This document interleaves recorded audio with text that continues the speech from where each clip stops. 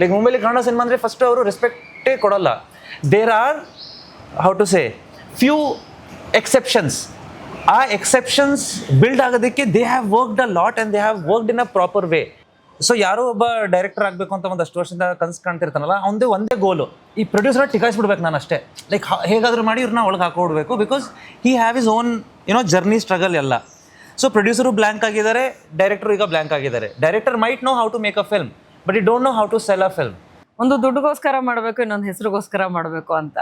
So ಒಂದು ದುಡ್ಡುಗೋಸ್ಕರ ನಾನು ಕೆಲಸ ಮಾಡ್ತಾ ಇದ್ದೀನಿ, ಆ ಜಾಗದಲ್ಲಿ ಹೆಸರು ಇಷ್ಟೇ ಬರುತ್ತೆ ಅಂತ ಗೊತ್ತಿದ್ರು ಕೂಡ ದುಡ್ಡು ಚೆನ್ನಾಗಿ ಬರ್ತಾ ಇದೆ ಅಂತ ಕ್ಲಾರಿಟಿ ಇತ್ತು ಅಂತಂದ್ರೆ ನಾನು ಅದನ್ನ ಮಾಡ್ತೀನಿ. ಮಿನಿಮಮ್ 1-2 ವೀಕ್ಸ್ ಅಂತೂ ಇಟ್ಕೊಂಡ್ಬಿಟ್ಟಿದ್ದಾರೆ, ನಾನು ಯಾವ ಕೆಲಸನೂ ಮಾಡೋಕ್ಕೆ ಬಿಟ್ಟಿಲ್ಲ. ಸೊ ಈ ಸಿನಿಮಾ ಕ್ಲಿಕ್ ಆಗಲೇಬೇಕು, ನೀನು ಕಷ್ಟಪಟ್ಟು ಬಂದಿದ್ಯಾ, ಇಷ್ಟಪಟ್ಟು ಈ ಸಿನಿಮಾನ ಮಾಡ್ತಾ ಇದೆಯಾ. ಯಾವಾಗ ನಾನು ಬಿಗ್ ಬಾಸ್ಗೆ ಹೋಗಿ ಬಂದೆ ಆವಾಗ ವರ್ಷನ್ ಚೇಂಜ್ ಆಯಿತು. ಸೊ ಅದಾದ್ಮೇಲೆ ನನಗೆ ಬೇರೆ ಬೇರೆ ತರಹದ ಪಾತ್ರಗಳನ್ನು ಅಪ್ರೋಚ್ ಮಾಡೋಂಥದ್ದಾಗಿರ್ಬೋದು. ಮೇಜರ್ಲಿ ಒಂದು ಸಿಸ್ಟಮ್ ಫೇಲ್ಯೂರ್ ಅಂತ ಹೇಳ್ತೀವಲ್ಲ, ಅದೊಂದು ತುಂಬ ದೊಡ್ಡದಾಗಿದೆ. Like the whole system is a failure. ಏನಕ್ಕೆ ಅಂತಂದರೆ ಒಂದು ಕೋಆರ್ಡಿನೇಷನ್ ಇಲ್ಲ, ಆಮೇಲೆ we don't work as a team. ನನಗಿಂತ ಗೊತ್ತಾ ಅನ್ನೋದು ಒಂದು ಹುಳ ಇದೆಯಲ್ಲ ಎಲ್ಲರ ತಲೆ ಒಳಗಡೆ, ಅದು ಫಸ್ಟು ತೆಗಿಬೇಕು. ಆಬ್ವಿಯಸ್ಲಿ ಎಲ್ಲರಿಗಿಂತ ಜಾಸ್ತಿನೇ ಗೊತ್ತಿರುತ್ತೆ, ಅದು ಸ್ಪೆಷಲಿ ಇವತ್ತಿನ ಡೇಟ್ಗೆ where you can consume so much of information. ಸುದ್ದಿ ಮನೆಯ ಸಮಸ್ತ ವೀಕ್ಷಕರ ನಮಸ್ಕಾರ. ನಾನು ನಿಮ್ಮ ರವಿ ಸಾಸ್ನೂರ್. ಇವತ್ತು ಶೇರ್ ತಂಡನ ಜೊತೆಗಿದೆ Kiran Raj, thank you so much. Tanisha, thank you so much. Surekha, thank you so much. Back to back ಇಂಟರ್ವ್ಯೂಗಳನ್ನು ಕೊಡೋದ್ರಿಂದ ಒಂದು ಆಬ್ವಿಯಸ್ಲಿ ಡಲ್ ಆಗೋದು ಕಾಮನ್ನು, ಬಟ್ ಡಲ್ ಆಗೋದನ್ನು ಮೀರಿ ಒಂದಷ್ಟು ಎನರ್ಜಿನ ಫ್ಲೋ ಮಾಡ್ಕೊಂಡು ಮಾತಾಡೋದು ಕಲಾವಿದರಿಗೆ ಅದು ಕಾಮನಾಗಿ ಬಂದ್ಬಿಡುತ್ತೆ. ಕಿರಣ್ ರಾಜ್ ತುಂಬ ಆಗಿದೆ, if I am not wrong. ತನಿಷಾಗೆ ತುಂಬ ಆಗಿದೆ, ಮೇ ಬಿ ಸುರೇಖಾಗೆ ಫಸ್ಟು ಸೆಕೆಂಡ್ ಟೈಮ್ ಆಗಿರ್ಬೋದು. ಈ ಎನರ್ಜಿ ಪಾಸ್ ಆಗೋದಕ್ಕೆ ಒಂದು ರೀಸನ್ ಏನಿರುತ್ತೆ ಕಿರಣ್ ರಾಜ್? ಇಷ್ಟಪಟ್ಟು ಬಂದಿರೋಂಥ ಜಾಗ ಇದು, ಸೊ ಕಷ್ಟಪಟ್ಟು ಮಾಡ್ಬೋದಷ್ಟೇ. ಸೊ ಅದೇ that's drive you until unless you know why are you doing something. ಆ ವೈ ಅನ್ನೋ ರೀಸನ್ ನಿಮಗೆ ನೀಟಾಗಿ ಗೊತ್ತಿದ್ದಾಗ ನಿಮಗೆ ಬೇಜಾರಾಗಲ್ಲ. If you don't know that why, ಆಗ ಎಲ್ಲ ಫ್ರಸ್ಟ್ರೇಷನ್ನು, ಇರಿಟೇಷನ್ ಎಲ್ಲ ಸ್ಟಾರ್ಟ್ ಆಗೋದು. ಸರಿಯಾದ ಸಮಯ ಸರಿಯಾದ ಜಾಗಕ್ಕೆ ಆ ವೈ ಅನ್ನೋದು ಕರೆಕ್ಟಾಗಿ ನಮಗೆ ಕ್ವಶನ್ ಮಾಡ್ತಾ ಹೋದರೆ ನಮ್ಗೆ ಗೊತ್ತಾಗುತ್ತೆ ವೈ ಐ ಆಮ್ ಹಿಯರ್ ಅಂತ. ಅಂದರೆ ನೀವು ಮಾಡ್ತಿರೋ ಕೆಲಸನೇ ಯಾಕೆ ಮಾಡ್ತಿದ್ದೀರಾ ಅನ್ನೋ ಕ್ಲಾರಿಟಿ ನಿಮ್ಗೆ ಇರಬೇಕಷ್ಟೇ. ಆ ಕ್ಲಾರಿಟಿ ಇಲ್ಲದೆ ಇದ್ದಾಗ ನಿಮಗೆ ಮೋಟಿವೇಶನ್ ಬೇಕು. ಯಾವನೋ ಮೂರನೇವನು ಬಂದ್ಬಿಟ್ಟು ನಿಮಗೆ ಮಾಡುವಂತ ಏನೋ ಒಂದು ಹೇಳಬೇಕು. ನಿಮಗೆ ಅರಿವಿದ್ದಾಗ that's what motivates you, because you still know even if every one is appreciating, you are still in minus ಅಂತ ನಿಮಗೆ ಗೊತ್ತಿರುತ್ತೆ. ಬಿಕಾಸ್ ನೀವು ಏನು ನೋಡ್ತಿದ್ದೀರೋ ಅದು ತುಂಬ ದೂರ ಇದೆ. ಏನು ಜನಗಳು ಕಾಣ್ತಿದೆಯೋ ಅದು ಇದೆ ಹೊರತು ನಿಮ್ಮ ವಿಷನ್ ದೂರ ಇದ್ದಾಗ everything feels less and everything makes you work more. ಹಾಗಾಗಿ ನೀವು ಲಾಸ್ಟ್ ಟೈಮ್ ಹೇಳಿದ್ರಿ ತನಿಷಾ, ತುಂಬ ಚೆನ್ನಾಗಿ ಮಾತಾಡಿ. ಅಂದರೆ ನಮ್ಮ ಸಕ್ಸಸ್ನ ಕೀನ ಇನ್ನೊಬ್ಬರಿಗೆ ಕೊಟ್ಟು ನಾವು ಸಕ್ಸಸ್ ಆಗ್ತಿಲ್ಲ ನನಗೆ. It's all about depend upon situation ನಮ್ದಲ್ವಾ. ಅಲ್ಲ, ತನಿಷಾ ನಾಟ್ ಎಕ್ಸಾಕ್ಟ್ಲಿ ಶೇರ್ ಅಂತಂತಲ್ಲ, ಯಾವುದೇ ಸಿನಿಮಾ ಪ್ರಮೋಷನ್ ಸಿಕ್ಕಾಗಲಿ ದ ಎನರ್ಜಿ ಸೇಮ್ ಕ್ಯಾರಿ ಮಾಡ್ತಾರೆ. ವೆದರ್ ಇಟ್ ಈಸ್ ಒಂದು ಸಣ್ಣ ಪಾತ್ರ ಇರಲಿ ದೊಡ್ಡ ಪಾತ್ರ ಇರಲಿ, duration doesn't matter. Tanisha, what is the core idea? Best part is ಇವರೆಲ್ಲ ಇದರಲ್ಲೂ ಪ್ರೆಸೆಂಟ್ ಇರ್ತಾರೆ. ಅಂದರೆ not that she is free. ಈಗ ಅವ್ರದ್ದೇ ಆದಂಥ work, like apart from acting, business ಅದೆಲ್ಲ ಶಿ ಇಸ್ ಡೂಯಿಂಗ್. ಅಷ್ಟೆಲ್ಲ ಇಟ್ಕೊಂಡು there are chances where people get saturated. And specially ನಿಮಗೆ ಮನಿ ಸೋರ್ಸ್ ಬೇರೆ ಇದ್ದಾಗ, ಸೊ ಇಫ್ ಇನ್ ಕೇಸ್ ನಿಮಗೆ ಮನಿ ಸೋರ್ಸ್ ಬೇರೆ ಇದ್ದಾಗ you try to concentrate on everything. But ಹಂಗಿದ್ರು she gives time, so I felt that is something special about her. Yeah, any add ಮಾಡ್ತೀರಾ ಅದಕ್ಕೆ? ಅಂದ್ರೆ ನನ್ನಲ್ಲಿ ಒಂದು ಕಾನ್ಸೆಪ್ಟ್ ಇದೆ. ಹೆಂಗೆ ಅಂತಂದ್ರೆ, ನಾನು ಸಿನಿಮಾ ಮಾಡಲಿ, ಕೆಲಸ ಮಾಡಲಿ, ಯಾವುದೇ ಮಾಡಲಿ, ಅದೊಂದು 2 ಲೈನ್ಸ್ ಅಲ್ಲಿ ಡಿವೈಡ್ ಆಗುತ್ತೆ. ಒಂದು ದುಡ್ಡುಗೋಸ್ಕರ ಮಾಡಬೇಕು, ಇನ್ನೊಂದು ಹೆಸರಿಗೋಸ್ಕರ ಮಾಡಬೇಕು ಅಂತ. ಸೊ ಒಂದು ದುಡ್ಡುಗೋಸ್ಕರ ನಾನು ಕೆಲಸ ಮಾಡ್ತಾ ಇದ್ದೀನಿ, ಆ ಜಾಗದಲ್ಲಿ ಹೆಸರು ಇಷ್ಟೇ ಬರುತ್ತೆ ಅಂತ ಗೊತ್ತಿದ್ರು ಕೂಡ ದುಡ್ಡು ಚೆನ್ನಾಗಿ ಬರ್ತಾ ಇದೆ ಅಂತ ಕ್ಲಾರಿಟಿ ಇತ್ತು ಅಂತಂದ್ರೆ ನಾನು ಅದನ್ನ ಮಾಡ್ತೀನಿ. ಕೆಲವೊಂದ್ ಕಡೆ ದುಡ್ಡು ಕಡಿಮೆ ಬರ್ತಾ ಇದೆ, ಪರವಾಗಿಲ್ಲ, ಬಟ್ ನನಗೆ ಬೇಕಾಗಿರುವಂತಹ ಹೆಸರು, ನಾನು ಮಾಡುವಂತಹ ಕೆಲಸ, ಇಷ್ಟಪಡುವಂತಹ ಜಾಗ ಅಂತಂದಾಗ ನಾನು ಅದಕ್ಕೆ ಜಾಸ್ತಿ ಒತ್ತು ಕೊಡ್ತೀನಿ. ಸೊ ಈ ಎರಡನ್ನ ನಾನು ಫಾಲೋ ಮಾಡೋದ್ರಿಂದ I give equal importance to my work. ಆಮೇಲೆ ಕಿರಣ್ ಹೇಳಿದಂಗೆ ನಿಮಗೆ ಕನ್ಸಿಸ್ಟೆನ್ಸಿ ಬೇರೆ, ಆ ಕನ್ಸಿಸ್ಟೆನ್ಸಿನ ಎಲ್ಲೂ ಡ್ರಾಪ್ ಆಗ್ದಂಗೆ ನಾವು ಅದಕ್ಕೆ ಕನೆಕ್ಟ್ ಆಗಿ ನಿಮ್ಮ ಜರ್ನಿ ಮಾಡೋದಿದೆ ಗೊತ್ತಾ. ಇನ್ ಟರ್ಮ್ಸ್ ಆಫ್ ಫಸ್ಟ್ ಸಿನಿಮಾನೋ ಐ ಆಮ್ ನಾಟ್, ನಾನು ಯಾವುದನ್ನು ಬೈಫೈಟ್ ಮಾಡ್ತಿಲ್ಲ, ಫಸ್ಟು ಸೆಕೆಂಡು ಥರ್ಡು ಇಂಡಸ್ಟ್ರಿಲಿ ಇರೋವರೆಗೂ ಗುರು ನಾನು ತುಂಬ ಹಿಂಗೆ ಇರಬೇಕು, ಆ್ಯಕ್ಟಿವ್ ಆಗಿರಬೇಕು. ಅಂದ್ರೆ ಯಾವತ್ತೋ ಒಂದ್ ದಿವಸ ನಾವ್ ಈ ಜಾಗಕ್ಕೆ ಬರ್ಬೇಕು, ಯಾರೋ ಒಬ್ರು ನಮ್ಮನ್ನ ಇಂಟರ್ವ್ಯೂ ಮಾಡ್ಬೇಕು ಅಂತ ಕನ್ಸ್ ಕಂಡಿರ್ತೀವಿ. ನಾ ಕಂಡಿದ್ದೀನಿ. ಅದು ನನ್ಸಾಗುವಂತ ಸಮಯದಲ್ಲಿ ನಾನು ಮೈಬಾರ ಅನ್ನೋ ತರ ಇದ್ರೆ ಇನ್ಯಾರೋ ಅವ್ರಿಗೋಸ್ಕರ ನಾನ್ ಯಾಕೆ ಮಾಡ್ಬೇಕು ಅನ್ನೋ ತರ ಇತ್ತು ಅಂದ್ರೆ ನಾನ್ ಕಂಡಿರೋ ಕನ್ಸು ಬೇರೆ ಹೆಸರಲ್ಲಿ ನೆರವೇರ್ತಾ ಇರ್ಬೋದು, 10 ಹೆಸರುಗಳಲ್ಲಿ ಇನ್ನೂ ನೆರವೇರ್ಬೇಕದು. ಅದೇ ನನ್ ಕನ್ಸು ಕಂಡಿದ್ದು. So I am like happy that ನನ್ನ ಕನ್ಸುಗಳು ನನ್ಸಾಗ್ತಾ ಇದೆ ಅಂತ. ಅಂದರೆ ತುಂಬ ಪ್ರಾಕ್ಟಿಕಲ್ ಲೈನ್ ಇದೆ ನಿಮ್ಮ ಮಾತಲ್ಲಿ. ಅದು ಎಷ್ಟು ಸ್ಟ್ರಾಂಗ್ ಆಗಿರುತ್ತಲ್ಲ, ನಮ್ಮ ಹೆಜ್ಜೆ ಕೂಡ ಹಂಗೆ ಇರುತ್ತೆ. ಎಸ್ ಸುರೇಖಾ, ಅಂದರೆ ಪ್ರತಿಯೊಬ್ಬ artist, other it is male or female doesn't matter, ಅವ್ರು ಮಾಡೋಂತಹ ಪ್ರಾಜೆಕ್ಟ್ ದೊಡ್ಡ ಮಟ್ಟಕ್ಕೆ ರೀಚ್ ಆಗಬೇಕು ಅನ್ನೋಂಥ ಪಾಯಿಂಟ್ ಆಫ್ ವ್ಯೂ ಅವ್ರು ಎಫರ್ಟ್ ಹಾಕ್ತಾ ಇರ್ತಾರೆ. ಸೊ ಶೇರಲ್ಲಿ ನಿಮ್ಮ ಶೇರ್ ಏನಿದೆ, ಶೇರಲ್ಲಿ ನಿಮ್ಮ SHARE ಏನಿದೆ? ಓ, ಶೇರ್ಗೆ ಎಷ್ಟು ಬೆಲೆ ಬಂದ್ಬಿಡ್ತು. ಆ ಕಡೆ ಈ ಕಡೆ ನೀವು ಶೇರ್ ಮಾಡಿ ಅನ್ನೋದಕ್ಕೆ ಶೇರ್ ಕಂಪೇರ್ ಮಾಡ್ತಾರೆ, ಸಿಂಹ ಅನ್ನೋದಕ್ಕೆ ಶೇರ್ ಕಂಪೇರ್ ಮಾಡ್ತಾರೆ, ಕಿರಣ್ ರಾಜ್ ಅವ್ರಿಗೆ ಶೇರ್ ಕಂಪೇರ್ ಮಾಡ್ತಾರೆ, ನಮ್ಮ ಪಾತ್ರ ಎಷ್ಟಿದೆ ಅನ್ನೋದಕ್ಕೂ ಶೇರ್ ಕಂಪೇರ್ ಮಾಡ್ತಾರೆ. It's about contribution. Yeah. So share ಇದೆ, money in terms of money ಅಲ್ಲ, but in terms of work, in terms of script work. ನೀವು ಹೇಳ್ದಂಗೆ ನಾನು newcomer, so backstage ಅಷ್ಟೇ ನಾನು ಪ್ರಾಕ್ಟೀಸ್ ಮಾಡೋದಿದೆ. ಡೈಲಾಗ್ಸ್, ಡೆಲಿವರಿ ನನಗೆ, ಯಾಕಂದರೆ I am just new to the industry ಅಲ್ಲ, ಸೊ ಎಲ್ಲ ಕಲಿಬೇಕಾಗಿತ್ತು.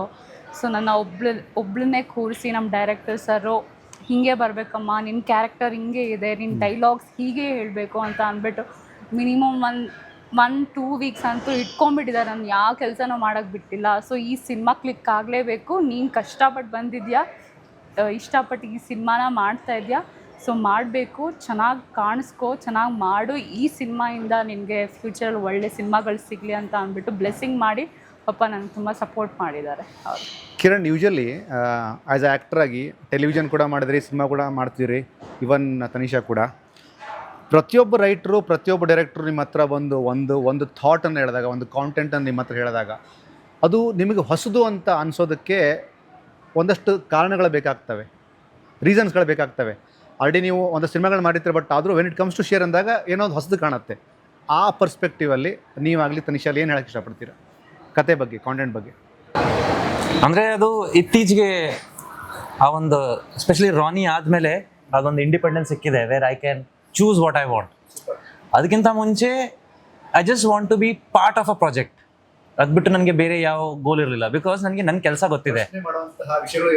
ಹಾಂ, ನನಗೆ ನನ್ನ ಕೆಲಸ ಬಗ್ಗೆ ಗೊತ್ತಿದೆ. ನನಗೆ ಆ ಕೆಲಸ ತೋರಿಸ್ಕೊಳ್ಳೋಕ್ಕೆ ಒಂದು ಪ್ಲ್ಯಾಟ್ಫಾರ್ಮ್ ಬೇಕು. ಸೊ ನಾನು ಬೇರೆ ಯಾವುದೂ ಯೋಚನೆ ಮಾಡ್ತಿರಲಿಲ್ಲ, ಸ್ಟೋರಿ, ಡೈರೆಕ್ಟರ್, ನಂಗೆ ಅದು ಬೇಕಾಗಿಲ್ಲ. ನನಗೆ ಒಂದು ಪ್ಲ್ಯಾಟ್ಫಾರ್ಮ್ ಬೇಕು. ಆ ಜಾಗದಲ್ಲಿ ನಾನು ಚೆನ್ನಾಗಿ ಮಾಡ್ತಿರೋದನ್ನು ಯಾರೋ ನನಗೆ ಸೂಟೇಬಲ್ ಆಗೋಂಥವ್ರು ಯಾರೋ ಒಬ್ರು ನೋಡಿ ಅಲ್ಲಿಂದ ನನ್ನ ಕಂಡುಹಿಡಿತಾರೆ ಅಂತ ಒಂದು ಥಾಟ್ ಇತ್ತು ಅಷ್ಟೇ. ಸೊ ಆಗ ನಾನು ರ್ಯಾಂಡಮ್ ಆಗಿ just B part of a project ಆ ಥರ ಇದು ಮಾಡ್ತಿದ್ದೆ. ಸೊ ಆ ಟೈಮಲ್ಲಿ share gave me a very good Boost. Because ಆ ಟೈಮಲ್ಲಿ ಸಿನಿಮಾ ಏನು ಇರಲಿಲ್ಲ, ಲೈಕ್ ನಾನು ಭರ್ಜರಿ ಗಂಡು ಆ ಟೈಮ್ ಇದು ಮಾಡಬೇಕಾದ್ರೆ. ಸೊ ಇದೊಂದು opportunity, it gave me a confidence. So ಆ ಪಾಯಿಂಟಲ್ಲಿ it was a positive step for me. But ಈಗ I am like very precise, ಇದೇ ಬೇಕು, ಹಿಂಗೆ ಬೇಕು, ಇದೇ ಥರ ಆಗಬೇಕು ಅನ್ನೋ ಥರ. End of the day, I should be responsible for my failure or success. Your career also. Yes. So ಈಗ ಆ ಆಪರ್ಚುನಿಟಿ ಇರೋದ್ರಿಂದ ಐ ಫೀಲ್ ಗ್ರೇಟ್ಫುಲ್. ತನಿಷಾ, ನಿಮಗೆ ಕತೆ ಕೇಳುವಾಗ ವಾವ್ ಫ್ಯಾಕ್ಟ್ರು, ಗುರು ಇದು ಮಾಡೋಣ, ಓಕೆ ಸಿಮಿಲರ್ ಇದೆ, ಓಕೆ ಇದೊಂಚೂರು ಬೇರೆ ಥರ ಮಾಡೋಣ, ಆ ಥರದ ಪರ್ಸ್ಪೆಕ್ಟಿವ್ ಆಗಿರುತ್ತೆ? ಅಂದ್ರೆ ಪ್ರತಿ ಸಲ ಸಿನಿಮಾನ ಚೂಸ್ ಮಾಡಬೇಕು ಅಂತಂದಾಗ ನಾನು ಇಷ್ಟು ದಿನ ಏನು ಮಾಡಿದ್ದೀನೋ ಅದಕ್ಕಿಂತ ಚೂರಾದ್ರೂ ವಿಭಿನ್ನವಾಗಿರ್ಬೇಕು ಅಂತ ಯೋಚನೆ ಮಾಡೋದು ಸಹಜ. ಬಟ್ ಈ ಸಿನಿಮಾ ನನಗೆ ಯಾವಾಗ ಆಫರ್ ಬಂತಲ್ವಾ, ಅವಾಗ ಯಾರು ನನ್ನನ್ನು ಆ ಥರ ಕಾಪ್ ಪಾತ್ರದಲ್ಲಿ ಮಾಡಿದೆ. ಇದು ರಿಲೀಸ್ ತಡ ಆಗಿರೋದ್ರಿಂದ ನೀವು ಪೆನ್ ಡ್ರೈವ್ನಲ್ಲಿ ಕಾಪ್ ಪಾತ್ರದಲ್ಲಿ ನೋಡಿದ್ರಿ. ಬಟ್ ನನ್ನನ್ನು ಫಸ್ಟ್ ಚೂಸ್ ಮಾಡಿದ್ದು ಇವರು. ಸೊ ಇವ್ರು ನನ್ನನ್ನು ಓಕೆ ಇವ್ರು ಕಾಪ್ ಪಾತ್ರಕ್ಕೆ ಸೂಟ್ ಆಗ್ತಾರೆ ಅಂತ ಆ ಯೋಚನೆ ಮಾಡಿದ್ರಲ್ವಾ, ಆ ಒಂದು ಟರ್ನ್ ಇತ್ತಲ್ವಾ, ನನಗೆ ಆ ಮುಂಚಿನ ಪಾತ್ರಗಳಲ್ಲಿ ಸಿಕ್ಕಿರ್ಲಿಲ್ಲ. ಅಂದ್ರೆ ಒಂದು ಕಾಮನ್ ಫ್ಯಾಕ್ಟರ್ ಆಗ್ಬಿಡಿತ್ತು ಅವಾಗ. ಗ್ಲಾಮರಸ್ ಅಂತಂದ್ರೆ ತನಿಷನ್ ಯೋಚನೆ ಮಾಡ್ತಾರೆ, ಅಥವಾ ನೆಗೆಟಿವ್ ಅಂತಂದ್ರೆ ತನಿಷನ್ ಯೋಚನೆ ಮಾಡ್ತಾರೆ. It might be small screen R bigger screen. ನನ್ಗೆ ಎರಡರಲ್ಲೂ ಇದೇ ಬರ್ತಾ ಇದ್ದಿದ್ದು ಮೊದಲು. ಯಾವಾಗ ನಾನು ಬಿಗ್ ಬಾಸ್ಗೆ ಹೋಗಿ ಬಂದೆ ಅವಾಗ ವರ್ಷನ್ ಚೇಂಜ್ ಆಯ್ತು. ಸೊ ಅದಾದ್ಮೇಲೆ ನನಗೆ ಬೇರೆ ಬೇರೆ ತರದ ಪಾತ್ರಗಳನ್ನ ಅಪ್ರೋಚ್ ಮಾಡೋಂಥದ್ದಾಗಿರ್ಬೋದು, ಕೋಣ ತರದೊಂದು ಸಿನಿಮಾದಲ್ಲಿ ನನಗೆ ಲಕ್ಷ್ಮಿ ಪಾತ್ರ ಸಿಕ್ಕಂಥದ್ದಾಗಿರ್ಬೋದು, ಇದೆಲ್ಲಾನು it's a biggest change of my career. ಪಾತ್ರಗಳಲ್ಲಿ ತುಂಬಾ ಚೇಂಜ್ ಆಯ್ತು. ಸೊ ಇದು ಫಸ್ಟ್ ಸ್ಟೆಪ್ ಅಂತ ಹೇಳೋದಕ್ಕೆ ನಾನು ಇಷ್ಟಪಡ್ತೀನಿ. ಮೇ ಬಿ ಇದು ಮುಂಚೆ ರಿಲೀಸ್ ಆಗಿದ್ರೆ ಸ್ಟೆಪ್ ಬೈ ಸ್ಟೆಪ್ ಎಲ್ಲ ಕರೆಕ್ಟ್ ಆಗಿ ಬಂದಿರೋದು, ಇದೊಂದು ಸ್ವಲ್ಪ ಹಿಂದೆ ಮುಂದೆ ಆಗಿರ್ಬೋದು. ಬಟ್ ಸ್ಟಿಲ್ ಇದೇ ರೀತಿಯಾಗಿ ಬೇರೆ ಬೇರೆ ವಿಭಿನ್ನ ಪಾತ್ರಗಳು ಸಿಗ್ಲಿ ನನಗೆ ಮುಂದೆ ಕೂಡ ಅಂತ ನಾನು ಪ್ರೇ ಮಾಡ್ತೀನಿ. ಇಲ್ಲ, ತುಂಬಾ ಅಂದ್ರೆ ಈ ಥರದ ನೆನಪುಗಳು ತುಂಬಾ ಒಳ್ಳೆ ಒಳ್ಳೇದಂದರೆ ತುಂಬ ಅನ್ಕೊಂಡ್ರೆ ಇದಕ್ಕಿಂತ ಮುಂಚೆ ತನಿಷಾ ಆಲ್ರೆಡಿ ಒಂದು ಯಾವುದೋ ಪೊಲೀಸ್ ರಿಲೇಟೆಡ್ ಯಾವುದೋ ಒಂದು ಪಾತ್ರ ಮಾಡಿದ್ರು, ಇಲ್ಲೂ ಅದೇ ಮಾಡಿದ್ರು ಅಂತ. ಬಟ್ ಆ್ಯಕ್ಚುಲಿ ಇದು ಫಸ್ಟ್ ನಿಮ್ಮ project. Yes, very good, very good. So ಅಂದ್ರೆ ಇಷ್ಟು ದಿನ ಬೇರೆ ತರ ಯೋಚನೆ ಮಾಡ್ತಿದ್ದಾಗ ಪೊಲೀಸ್ ಪಾತ್ರಕ್ಕೆ ಇವ್ರು ಆಗ್ತಾರೆ ಅಂತ ಒಂದು ಯೋಚನೆ ಇದೆಯಲ್ಲ, ಅದು ನನ್ನನ್ನು ತುಂಬಾ ಇಂಪ್ರೆಸ್ ಮಾಡ್ತು. ನೀವು ಆಗಲೇ ಹೇಳಿದ್ರಲ್ಲ ಈ ಹೊಸದಾಗಿ ಏನು ಅನ್ನಿಸ್ತು. ಅನ್ಫಾರ್ಚುನೇಟ್ಲಿ ಹೊಸದೇನೂ ಇಲ್ಲ ಇಲ್ಲಿ. Even the people who are coming up, ಅವರು ಹೊಸ ಐಡಿಯಾ ತಗೊಂಡೇನು ಬರ್ತಾ ಇಲ್ಲ, ಅಥವಾ ಹೊಸದೇನು ಮಾಡಬೇಕು ಅಂತಲೂ ಇರ್ತಾ ಇಲ್ಲ. ಇಲ್ಲಿ ಮೇಜರ್ಲಿ ಒಂದು ಸಿಸ್ಟಮ್ ಫೇಲ್ಯೂರ್ ಅಂತ ಹೇಳ್ತೀವಲ್ಲ, ಅದೊಂದು ತುಂಬ ದೊಡ್ಡದಾಗಿದೆ. Like the whole system is a failure. ಏನಕ್ಕೆ ಅಂತಂದರೆ ಒಂದು ಕೋಆರ್ಡಿನೇಷನ್ ಇಲ್ಲ, ಆಮೇಲೆ we don't work as a team, we work as individual. And ಅದಕ್ಕೆ ಎಲ್ಲ ಸಂದರ್ಭನೂ ಅದೇ ಥರ ಇದೆ, where you have to concentrate on your self growth, ಆ ಥರ ಆಗ್ಬಿಟ್ಟಿದೆ.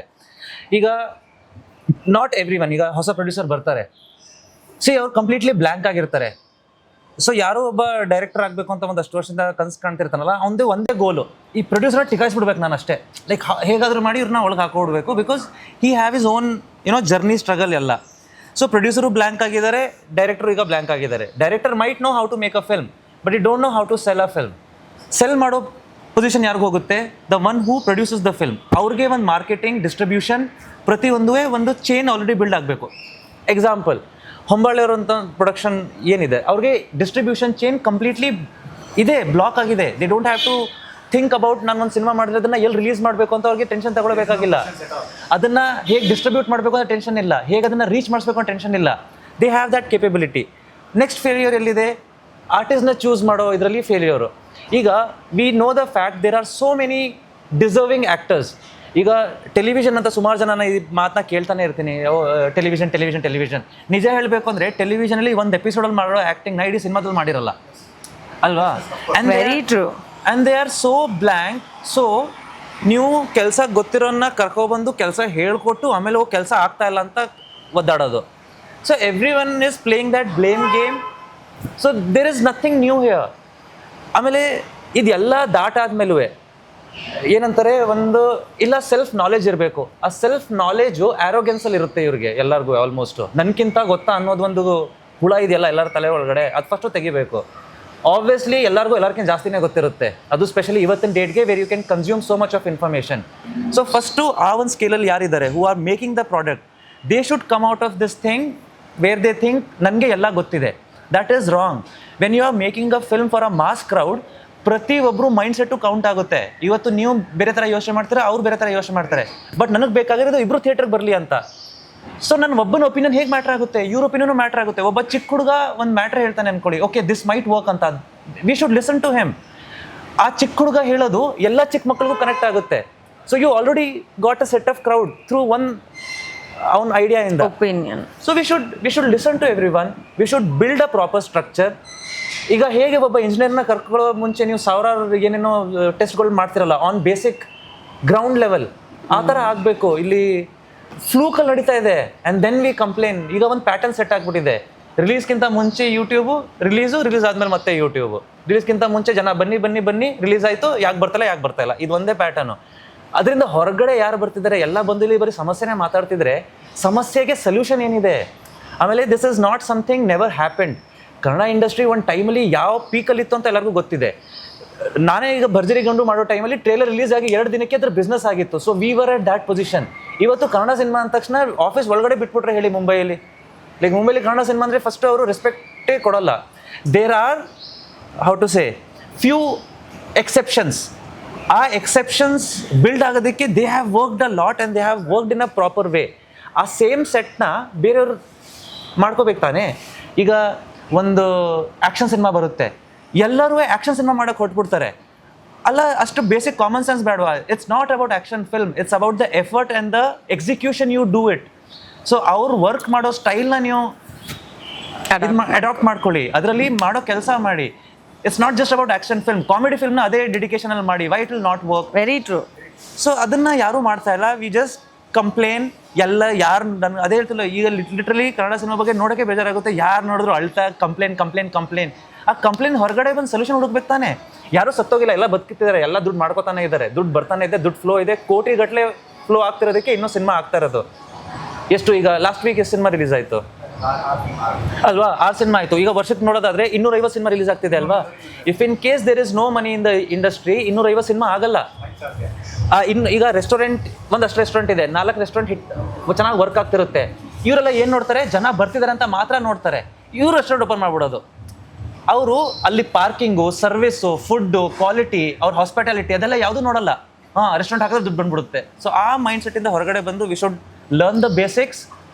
ಇದೊಂದು ಕಾರ್ಪೊರೇಟ್ ಆಗಬೇಕು ಫಸ್ಟ್ ಆಫ್ ಆಲ್. ಇದೊಂದು ಅಲ್ಲಿ ತನಕ last time I told this like ಏನೋ ಪ್ರೊಡ್ಯೂಸರ್ ಅಂತ ಬಂದಾಗ ಅದನ್ನ ಪ್ರೊಫೆಷನ್ ಅಂತ ಯಾರು ಹೇಳೋದೇ ಇಲ್ಲ ಅಂತ. This is what I meant. ಇದೊಂದು ಕಾರ್ಪೊರೇಟ್ ಫೀಲ್ಡ್ ಆಗಬೇಕು ಅಂತ. ದ್ಯಾಟ್ಸ್ ಈಗ ಎಲ್ಲ ಸ್ಟುಡಿಯೋ ಕನ್ವರ್ಟ್ ಆಗ್ತಿದೆ. There are no individual producers. ಈಗ ನೀವು ನಿಜವಾಗ್ಲೂ 1 ಕೋಟಿ ಸಿನಿಮಾ ಮೇಲೆ ಹಾಕೋ ಬದಲು 1 ಕೋಟಿ ಗೋಲ್ಡ್ ತಗೊಂಡ್ರೆ 2 ವರ್ಷಕ್ಕೆ ನಿಮಗೆ ಅಟ್ಲೀಸ್ಟ್ ಒಂದು 20 ಲಕ್ಷನಾದ್ರೂ ಜಾಸ್ತಿ ಬರುತ್ತೆ ಅಲ್ವಾ? ಸೊ ಅದ್ರ ಬದಲು ನೀವು ಯಾಕೆ ಸಿನಿಮಾ ಮೇಲೆ ದುಡ್ಡು ಹಾಕ್ತೀರಾ? Unless every one is passionate, every one have a vision. ಅದನ್ನ ಮಾಡಕ್ಕೆ ಹೋಗ್ಬಾರ್ದು. ಎಲ್ಲೋ ಊರಲ್ಲಿ 2 ಎಕರೆ ಗದ್ದೆ ಇದೆ ಅಂದ ತಕ್ಷಣ ಅದನ್ನ ಮಾರ್ಬಿಟ್ಟು ಇಲ್ಲಿ ಬಂದ್ಬಿಟ್ಟು ಮಾಡ್ಬಿಡೋದಲ್ಲ. You should have passion and knowledge both at the same time. ಅಲ್ಲಿ ತನಕ ಈ ಕಂಪ್ಲೇನ್ ಎಲ್ಲ ಹೇಳ್ತಿಲ್ಲ, ಅದು ನಡೀತಾನೆ ಇರುತ್ತೆ. ಅದ್ರಿಂದ ಏನು ಯಾರಿಗೂ ಯೂಸ್ ಆಗಲ್ಲ. So let's every one find a solution and work. ಅದಕ್ಕೆ I respect your words because even Rani ಟೈಮಲ್ಲಿ ಕೂಡ ಹಿಂಗೆ ಮಾತಾಡಿದರು. ಅಂದರೆ ಜೆನ್ವಿನಿಟಿ ಇದ್ದಾಗ ನಿಮಗೆ ಒಂದಷ್ಟು ಡೌಟ್ಸ್ಗಳಿಲ್ಲೇ ಕೆಲಸ ಮಾಡ್ತೀವಿ. ಮೇಲಾಗಿ ಯಾಕೆ ಥಿಯೇಟ್ರಿಗೆ ಬರ್ತಿಲ್ಲ ಅನ್ನೋ ಕಾನ್ಸೆಪ್ಟೇ ಅಲ್ಲಿ ಬರಲ್ಲ. ಸರ್ ಇನ್ನೊಂದೇನು ಗೊತ್ತಾ ಅಂದರೆ, ಇದು ನನ್ನ ಎಕ್ಸ್ಪೀರಿಯನ್ಸಲ್ಲಿ ನಾನು ಹೇಳ್ತೀನಿ. ಈಗ ನಾನು ಆರ್ಟಿಸ್ಟ್ ಅಂತ ಪ್ರೂವ್ ಮಾಡ್ಕೊಳ್ಳೋಕ್ಕೆ ನಾನು 10 ಸಿನಿಮಾ 20 ಸೀರಿಯಲ್ಲು ಕೆಲಸ ಮಾಡಿ ಬಂದು ಯಾವುದೋ ಒಂದು ಪೊಸಿಷನ್ಗೆ ಬಂದಿರ್ತೀನಿ. ಬಟ್ ಅದೇ ನೀವು ಬೇರೆ ಫೀಲ್ಡ್ಸ್ ನೋಡಿ, ಅಂದರೆ ನಮ್ಮ ಇದರಲ್ಲಿ ಇರುವಂತಹ ಬೇರೆ ಸೆಗ್ಮೆಂಟ್ಸ್ ನೋಡಿ. ಡೈರೆಕ್ಷನ್ ಡಿಪಾರ್ಟ್ಮೆಂಟಲ್ಲಿ ಯಾವುದೂ ಸರ್ಟಿಫಿಕೇಷನ್ ಇಲ್ಲ, ಆರ್ಟ್ ಡಿಪಾರ್ಟ್ಮೆಂಟಲ್ಲಿ ಯಾವುದೇ ಸರ್ಟಿಫಿಕೇಷನ್ ಇಲ್ಲ. ಅಂದರೆ ಯಾಕೆ ಅದು ಪ್ರೊಫೆಷ್ನಲ್ ಆಗಿ ಕನ್ವರ್ಟ್ ಆಗ್ತಾ ಇಲ್ಲ? ಒಂದು ಪ್ರೊಫೆಷನ್ ಆಗಿ ಉಳ್ಕೊಂಡಿದೆ ಅಂತಂದರೆ that is the only problem. When a person commit ಆಗಬೇಕಾದ್ರೆ, ಅದು ಡೈರೆಕ್ಷನ್ ಡಿಪಾರ್ಟ್ಮೆಂಟ್ ಇರ್ಬೋದು, ಪ್ರೊಡಕ್ಷನ್ ಟೀಮ್ ಇರ್ಬೋದು, ಕೆಲಸ ಮಾಡೋ ಪ್ರೊಡಕ್ಷನ್ ಟೀಮ್ ಇರ್ಬೋದು, ಯೂನಿಟ್ ಡಿಪಾರ್ಟ್ಮೆಂಟ್ ಇರ್ಬೋದು, ಇದೆಲ್ಲ ಇರ್ಬೋದು. ಸ್ಟಾರ್ಟ್ ಮಾಡಬೇಕಾದ್ರೆ ಇರೋ ಜೋಶು ಎಂಡ್ ಮಾಡೋ ಟೈಮಿಗೆ ಇರಲ್ಲ. ಆ್ಯಂಡ್ ಯಾವಾಗ ಯಾರು ಕೈ ಕೊಡ್ತಾರೆ ಹೇಳಲ್ಲ. ಇದು ನಾನು ಕಂಪೇರ್ ಮಾಡಬಾರ್ದು, ಬಟ್ ನಾನು ಇದನ್ನು ಹೇಳ್ತೀನಿ. ಬಟ್ ಇದೇ ನೀವು ಚೆನ್ನೈಯಲ್ಲೋ ಬಾಂಬೆನಲ್ಲೋ ಮಾಡಿದ್ರಿ ಅಂತಂದರೆ you have a strict rules. Even in Hyderabad strict rules ಇದೆ. ನಮ್ಮಲ್ಲಿ ರೂಲ್ಸ್ ಎಷ್ಟು ಮಟ್ಟಕ್ಕೆ ಫಾಲೋ ಮಾಡ್ತಾರೆ ಅಂತಂದರೆ, ಪೇಮೆಂಟ್ ವಿಚಾರ ಬಿಟ್ಟರೆ ಇನ್ಯಾವುದಕ್ಕೂ ಫಾಲೋ ಮಾಡಲ್ಲ. ದಿಸ್ ಐ ಹ್ಯಾವ್ ಎಕ್ಸ್ಪೀರಿಯನ್ಸ್ಡ್ ನಮ್ಮ ಪ್ರೊಡಕ್ಷನ್ನಲ್ಲಿ. ಇದು ಗೊತ್ತಿಲ್ಲ, ನಾನು ಎಲ್ಲೂ ಮಾತಾಡೋಕ್ಕಾಗಲಿಲ್ಲ, ಇನ್ನು ಮಾತಾಡಬಾರ್ದು ಅಂತಿದ್ದೆ. ಯಾಕೆಂತಂದರೆ ಎವ್ರಿಬಡಿ ಹ್ಯಾಡ್ ಲೈಕ್ ಏನೋ ನೀವು ನಮಗಾಗಬೇಕು, ನಾವು ನಿಮಗಾಗಬೇಕು ಅನ್ನೋ ಒಂದು ಕನೆಕ್ಷನಲ್ಲಿ ವರ್ಕ್ ಮಾಡ್ತಾ ಇದ್ವಿ. But where did you connect to us when it came to work? Music ಅಂತ ಬರ್ತಾರೆ, ಅರ್ಧ ಕೆಲಸ ಮಾಡ್ತಾರೆ, ದುಡ್ಡು ಅವ್ರಿಗೆ ಕೊಟ್ಟಿರಲ್ಲ, ಇನ್ಯಾರಿಗೋ ಪೇಮೆಂಟ್ ಕ್ಲಿಯರ್ ಆಗಿರಲ್ಲ. ಎಲ್ಲಿಂದ ಬಂತು ಪ್ರೊಫೆಷ್ನಲಿಸಮ್? ಜಸ್ಟ್ ಬಿಕಾಸ್ ನಿಮ್ಗೆ ಹಾಡಕ್ಕೆ ಬರುತ್ತೆ, ನಿಮಗೆ ಮ್ಯೂಸಿಕ್ ಮಾಡೋಕ್ಕೆ ಬರುತ್ತೆ ಅಂತ ಅಂದಾಗ ನಾವು ನಿಮ್ಮನ್ನು ರೆಸ್ಪೆಕ್ಟ್ ಮಾಡಿ ನಿಮ್ಗೆ ಕೊಟ್ಟಿರ್ತೀವಿ. ನಿಮ್ಮ ಸರ್ಟಿಫಿಕೇಶನ್ ನೋಡಿರ್ತೀವ, ನಾವು ಒಂದು ಅಪರ್ಚುನಿಟಿ ಕೊಟ್ಟಿರ್ತೀವಿ. ಕೆಲಸ ಮಾಡೋ ಅನ್ಬೇಕಾದ್ರೆ ಇಲ್ಲ, ಪ್ರೊಫೆಷ್ನಲಿಸಮ್ ಇಲ್ಲ. ಆ ಥರದ್ದೊಂದಷ್ಟು ಜಾಸ್ತಿ ಮಾತಾಡಬಾರ್ದು ಅಂತ ಹೆದರ್ಸೆ ಅರ್ಧ ಅದೇ ಆಗಿರುತ್ತೆ. Because until unless you talk about the problem, solution ಹೇಗೆ ಸಿಗುತ್ತೆ? ಎಲ್ಲ ವಿ ಫೇಸ್ಡ್ ಇಟ್